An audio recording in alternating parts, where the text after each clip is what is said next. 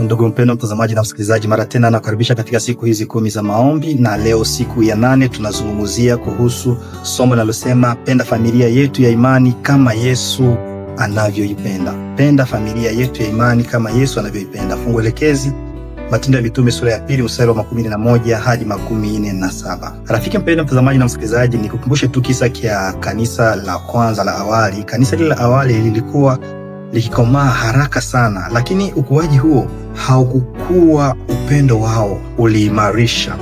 Walijifunza kupendana zaidi, kushirikiana zaidi na kujali mahitaji ya kila mmoja. Fulani na shida wanaijali, fulani anaumia wanakuja kumpoza pamoja.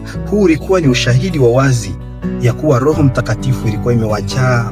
Ellen G. White anaeleza maneno haya, anasema kuwa wakati Roho Mtakatifu aliposhuka siku ya Pentecost, hakuna aliyedai kuwa mali yake ni yake binafsi. Upendo wa Kristo ulionekana kwa vitendo, kusaidiana, kushiriki na kuwajali wengine, na matokeo yake sasa Bwana aliendelea kuliongeza kanisa siku baada ya siku. Kwenye Matendo ya Mitume unaona siku fulani watu 3,000, siku nyingine 5,000. Watu waliendelea kukomaa siku baada ya siku. Kwa hivyo ujumbe kwa kanisa la leo, Mungu anatuita leo kurudia uzoefu huo wa kanisa la mitume, kupendana, kuwa katika umoja, imani na upendo wa kweli. Kwa hivyo ujumbe wa malaika wa kwanza unalenga kututenga na roho ya ulimwengu na kuturudisha kwa Mungu kwa unyenyekevu. Pale kanisa lilipojazwa na upendo wa Kristo, nguvu ya Mungu ilidhihirika. Kwa hivi katika mwaka huu 2026, mpendwa mtazamaji na msikilizaji, unatakiwa kuishi katika umoja kanisani, mkomae hivi kama kanisa la awali, nanyi pia mtakomaa siku baada ya siku.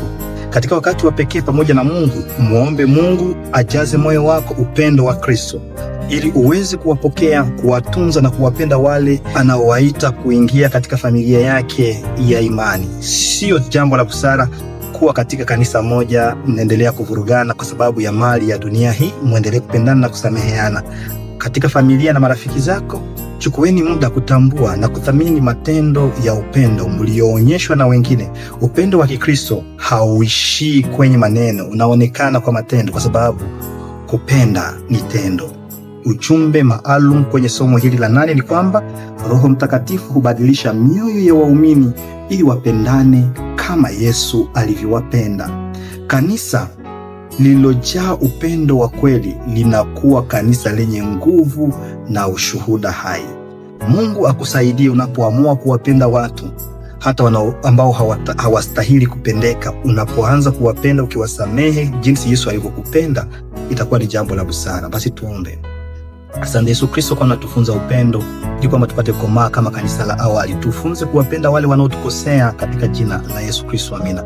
Ndugu, usikose kusubscribe, kulike na kushare na kuombea wale watu 7 ama 10 ambao umekuwa pamoja nao. Ikiwa umebarikiwa na mojawapo wa masomo haya, unaweza kutoa ushuhuda wako ukifanya video na unatutumia kwenye namba yetu ya simu, ama unawasiliana nasi kwenye Facebook ama kwenye comment. Tutakuelekeza nini la kufanya ili ushuhuda huu upate kuwabariki wengine. Mungu akubariki.